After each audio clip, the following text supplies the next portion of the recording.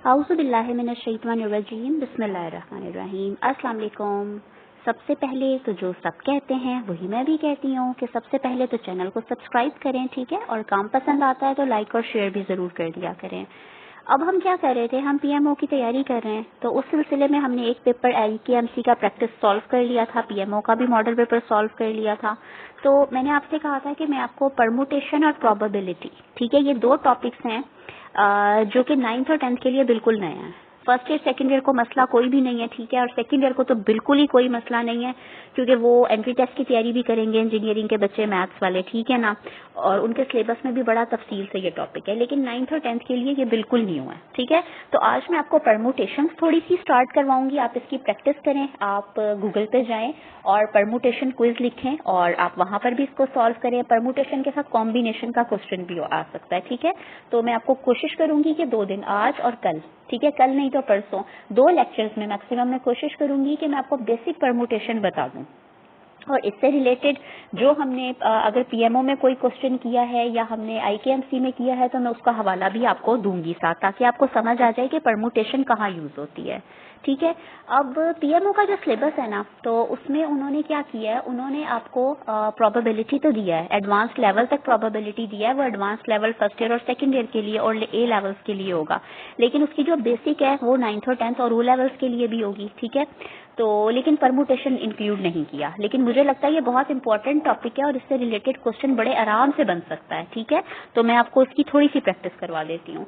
Permutation का सवाल में सबसे पहली चीज जो याद रखने की है वो है ये मल्टीप्लाई, यानी परमुटेशंस में आपके पास जितनी भी नंबर ऑफ चॉइसेस आती हैं उन सबको आपने आपस में मल्टीप्लाई करना है, कभी भी ऐड नहीं करना। ये बात बहुत ध्यान से समझ लें, ठीक है। यानी परमुटेशन के क्वेश्चन में आपके पास जितनी भी चॉइसेस आंसर आएगा उसको आपने मल्टीप्लाई करना है। अब वो चॉइसेस क्या है वो मैं आपको बताती हूँ मुख्तलिफ क्वेश्चन से। जस्ट इमेजिन कि आपके पास 3 ट्रेवलर्स हैं, ठीक है, या टूरिस्ट हैं या विजिटर्स हैं, ठीक है। आपके पास 3 ट्रेवलर्स हैं, राइटिंग पे नहीं जाइएगा, और आपके पास वो एक शहर में गए हैं और उस शहर में 4 होटल्स अवेलेबल हैं उनके लिए, ठीक है, या उनकी जो रिक्वायरमेंट है वो 4 होटल्स पूरी करते हैं, या उस शहर में 4 ही होटल्स हैं, वो हमारा मसला नहीं है। जस्ट हमें ये पता है कि 3 हमारे पास विजिटर्स हैं, 3 ट्रेवलर्स हैं और वो किसी जगह पर जा रहे हैं और वहाँ 4 होटल्स की अवेलेबिलिटी उनके लिए है। अब उन तीनों ने अलग अलग होटल में लेना है, तो वो आपसे क्वेश्चन पूछ रहे हैं इन हाउ मेनी वेज, कितने वेज हैं उनके पास कि वो अपने होटल ऑक्यूपाई कर लें। तो सबसे पहले ये चीज वहां आपने बनानी नहीं है, ये सिर्फ मैं आपको समझाने के लिए बना रही हूँ। जस्ट इमेजिन कि ये 4 होटल्स हैं, let this be hotel A, this is hotel B, this is hotel C and this is hotel D। लेकिन जो चीज आपने बनानी है, आपके ट्रेवलर्स कितने, 3, ठीक है, तो तीनों ट्रेवलर्स 3 ही होटल ऑक्यूपाई करेंगे ना। ऐसा तो नहीं है कि एक ट्रेवलर आधा किसी होटल में रह लेगा तो आधा किसी होटल में रह लेगा, नॉट पॉसिबल ना। तो 3 ट्रेवलर्स हैं और 3 ही होटल ऑक्यूपाई होने हैं, तो आपने 3 डैशेस डाल देनी है, ठीक है। अब देखिए, फर्ज करें आपका पहला ट्रेवलर है, उसके पास कितने होटल्स की ऑप्शन है, उसके पास 4 ऑप्शंस हैं, A, B, C और D। उसकी मर्जी वो कहीं भी रह ले, लेट सपोज वो C में रह लेता है, आपकी मर्जी आप B में रख लें, फर्क जवाब पे नहीं पड़ेगा। लेकिन अब आप देखें कि पहले ट्रेवलर के पास 4 अवेलेबिलिटी थी, यानी उसके पास 4 होटल्स की अवेलेबिलिटी थी, 4 होटल की चॉइसेस थी, तो आपने पहली डैश पे 4 लिख लिया क्योंकि उसके पास 4 चॉइसेस थी। अब आते हैं हम सेकंड ट्रेवलर की तरफ। अब क्योंकि सबने एक जगह नहीं रहना, हर एक को अलग अलग होटल चाहिए, तो अब एक सीट ऑक्यूपाई हो चुका, उसके पास सी की ऑप्शन खत्म, कितने होटल बचे, बाकी 3। तो उसकी मर्जी है 3 में से कहीं भी रह ले, उसके पास 3 चॉइसेस है। लेट्स सपोज कि उससे बी में रह लिया, बी भी हमारे ऑप्शन में से कट गया। अब आखिरी ट्रेवलर बचा, उसके पास 2 ऑप्शन हैं, ए और डी। अब उसकी मर्जी है ए में रहे या डी में रहे, लेट सपोज वो डी में रह लेता है, तो उसके पास कितने ऑप्शन थे, उसके पास 2 ऑप्शन थे ना, ए और डी। तो जितनी मैक्सिमम चॉइसेस किसी के पास होती हैं वो हमारे नंबर ऑफ वेज के लिए मल्टीप्लाई होती हैं, ठीक है।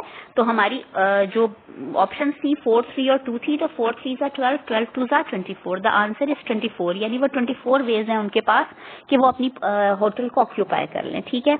अब मैं सवाल को थोड़ा सा चेंज कर देती हूँ, अब मैं 4 होटल्स नहीं लेती हूँ, अब मैं 3 होटल्स लेती हूँ, ठीक है। अब देखते हैं कि ये सवाल किस तरह से डील होगा।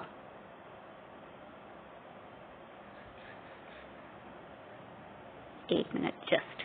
अब होटल्स भी आपके पास 3 हैं, ठीक है, लेकिन अब विजिटर्स 3 हैं तो 3 ही डैशेस जलेंगी ना भाई, जितने लोग रहेंगे, ठीक है। अब पहला ये सपोज कि आपके होटल्स हैं, ठीक है, ए बी और सी। तो पहला विजिटर है, उसने ये होटल ऑक्यूपाई कर लिया, लेकिन उसके पास 3 चॉइसेस थी। दूसरा आया, उसके पास 2 चॉइसेस थी, उसने लेट सपोज ये ऑक्यूपाई कर लिया। अब जो आखिरी विजिटर बचा उसके पास ऑप्शन ही कोई नहीं है, 1 ऑप्शन जस्ट, उसको वही ऑक्यूपाई करना थी, ठीक है। तो क्या हो गया, ओहो, let's wait wait wait wait wait, what happened, ओह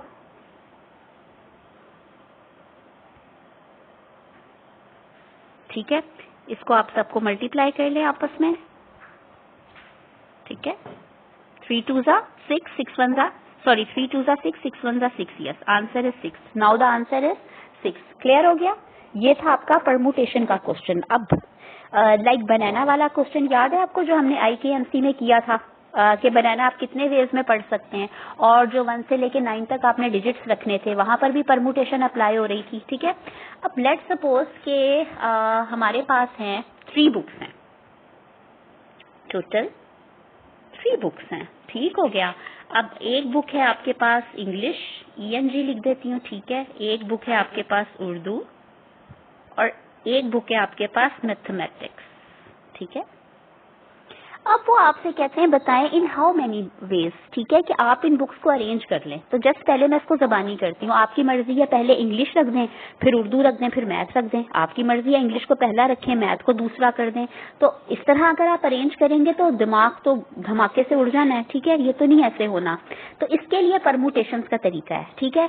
अब हम क्या करते हैं, हमारे पास कितनी बुक्स हैं, 3 बुक्स हैं, ठीक है, सॉरी 3 नहीं लिखना था, यहाँ 3 डैशेस डालनी थी, ठीक है, आपने 3 डैशेस डाल ली। अब पहली बुक फर्स्ट करें, मैं कोई सी भी ले लूं, अब आंसर पे फर्क नहीं पड़ेगा। लेट सपोज इंग्लिश की बुक है, ठीक है, तो इंग्लिश की बुक के पास कितनी चॉइसेस हैं, 3 चॉइसेस है ना, कि नंबर 1 प्लेस पे आ जाए, नंबर 2 प्लेस पे आ जाए, या नंबर 3 पे आ जाए। तो पहली बुक के लिए 3 चॉइसेस हैं। अब कितनी चॉइसेस रह गई, जस्ट 2 चॉइसेस रह गई ना। अगली बुक के लिए सिर्फ वो या तो नंबर 2 एक प्लेस जो 3 ने पहली बुक ने छोड़ी है वही प्लेस ऑक्यूपाई करेगी ना। तो ये 2 चॉइसेस हैं, और आखिरी जो बुक जो बची उसके पास जस्ट 1 चॉइस है। तो आप इन सबको मल्टीप्लाई करें, आंसर क्या आ गया, आंसर आ गया 6, ठीक है। अच्छा, अब अगर मैं ऐसे कहूं कि आपके पास 3 ग्रुप्स हैं, आपके पास हर सब्जेक्ट की 3 बुक्स हैं, लाइक आपके पास उर्दू की भी 3 बुक्स हैं, उर्दू 3 बुक्स हैं, आपके पास इंग्लिश की भी 3 बुक्स हैं, आपके पास मैथमेटिक्स की भी 3 बुक्स हैं। अब क्या करेंगे, और अब जाहिर बात है कि आपको पता है कि आप ऐसे भी रख सकते हैं, तीनों उर्दू की बुक्स एक साथ रख दें, तीनों इंग्लिश की बुक्स एक साथ रख दें, तीनों मैथमेटिक्स की बुक्स एक साथ रख दें, और आपकी मर्जी है एक उर्दू एक इंग्लिश। बहुत सारे नंबर ऑफ वेज हैं, आप नहीं कर सकते, ठीक है। तो इसके लिए परमुटेशन होती है। अब सबसे पहले तो आप देखें आपके पास ग्रुप कितने हैं, तो हर ग्रुप के बाद अब पहले जस्ट ग्रुप में सॉल्व करते हैं। उर्दू का एक ग्रुप है, उर्दू के ग्रुप के पास कितनी चॉइसेस हैं, 3 चॉइसेस हैं, वो नंबर 1 प्लेस ऑक्यूपाई कर ले, नंबर 2 सेट ऑक्यूपाई कर ले, नंबर 3 कर ले, जस्ट 3 चॉइसेस हैं।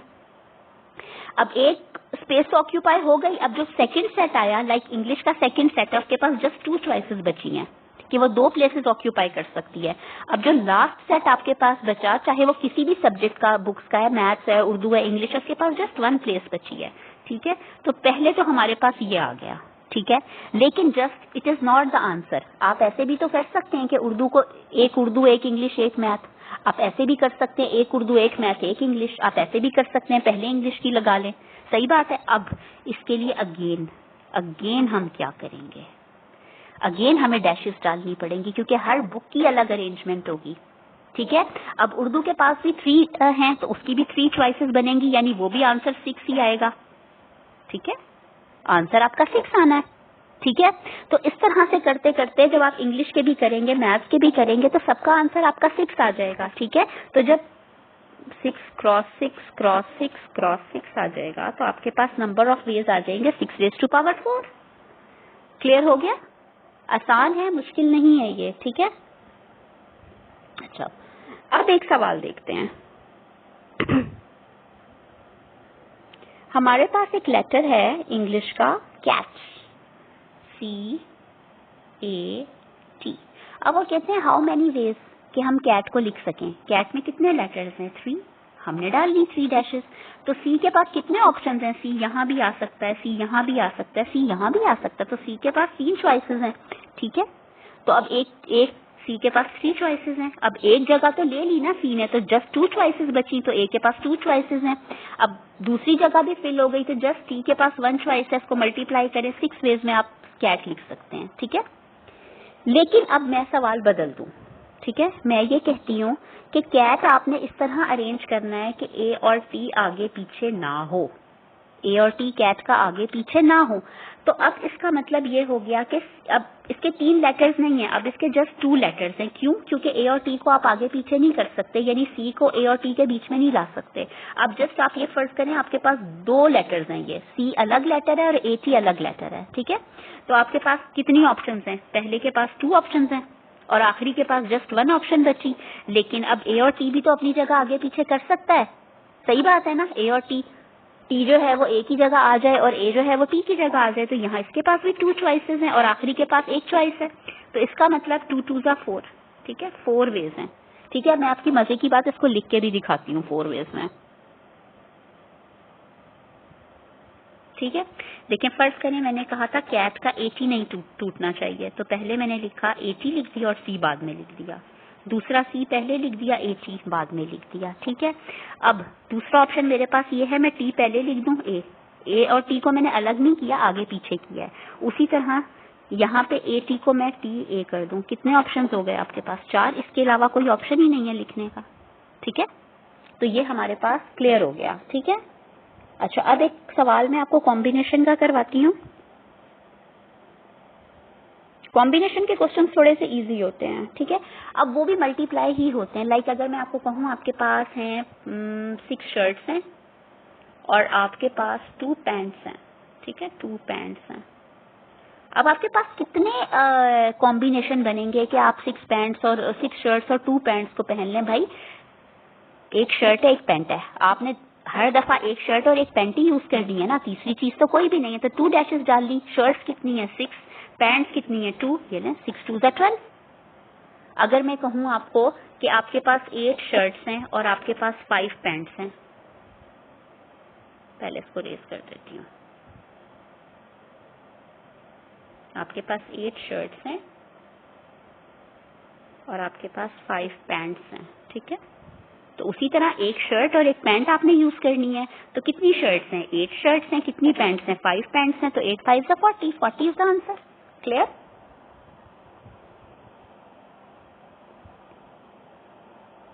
अच्छा, अब एक चीज और है, नंबर परमुटेशन। लाइक अगर मैं आपको कहूँ 7 6 2 1, ये आपको कॉमा से सेपरेशन कर देते हैं, ये आपको 4 डिजिट्स गिवन है, ठीक है, या 4 आप इसको इंटीजर कह लें, पॉजिटिव इंटीजर्स कह लें, और मैं आपसे कहती हूँ आपने मुझे एक 3 डिजिट नंबर बना के देना है।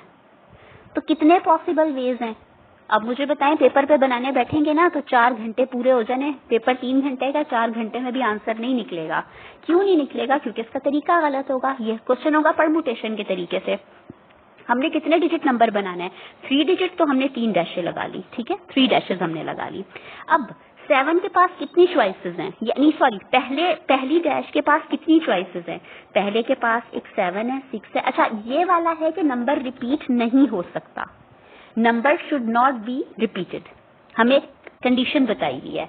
अब पहली डैश के पास, दिस डैश के पास एक 7 6 2 1 में से कोई भी आ सकता है, तो उसके पास 4 नंबर्स हैं, तो 4 की चॉइस है, चारों में से कोई नंबर ले ले, ठीक है। अब एक नंबर तो हमारा पहली ने ले लिया, पहले डिजिट ने ले लिया। अब दूसरे के पास जस्ट 3 नंबर बचे ना, क्योंकि रिपीटिशन अलाउ नहीं है, 3।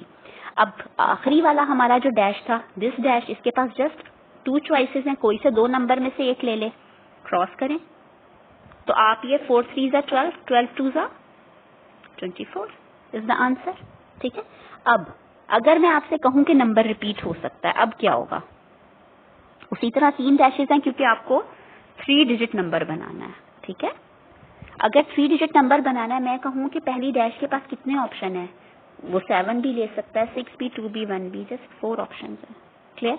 अब दूसरी डैश के पास भी तो 4 ऑप्शन है क्योंकि नंबर रिपीट हो सकता है। आखिरी के पास भी 4 है, 4 क्रॉस 4 क्रॉस 4 यानी 4 raise to power 3। This is the answer. Wait, अच्छा, अब अगर मैं आपसे कहती हूँ आपने 2 डिजिट नंबर बनाना है तो आपको 2 डैशेस डालनी है, ठीक है। अब बताएं पहली डैश पे कितने आपके पास डिजिट हैं, रिपीटिशन नहीं हो सकती, तो आपके पास यहाँ 4 डिजिट्स है ना, तो पहली के पास चॉइस है ओपन, चारों में से कोई सा भी आ जाए। अब 4 में से एक तो पहली डैश ने ले लिया, अब दूसरी के पास जस्ट 3 डिजिट्स बचे, 4 3 12, 2 डिजिट आप 12 नंबर बना सकते हैं इससे, ठीक है, क्लियर। अच्छा, अब उसी तरह रिपीटिशन अलाउ कर देते हैं। अब हमारी रिपीटिशन अलाउ है और नंबर हमारे पास 2 डिजिट ही बनना है, तो रिपीटिशन अलाउ है, 4 डिजिट है, पहले के पास भी 4 डिजिट की चॉइस है, दूसरा भी रिपीट कर सकता है क्योंकि हमें यहाँ मैक्सिमम बताना है, मैक्सिमम वेव बताने होते हैं, ठीक है। तो 4⁻², ठीक है, दिस इज द आंसर। तो इंशाल्लाह प्रोबेबिलिटी का लेक्चर करेंगे, ये इंशाल्लाह आपको समझ में आया होगा, ठीक है। तो मिलते हैं किसी और वीडियो के साथ, अल्लाह हाफिज।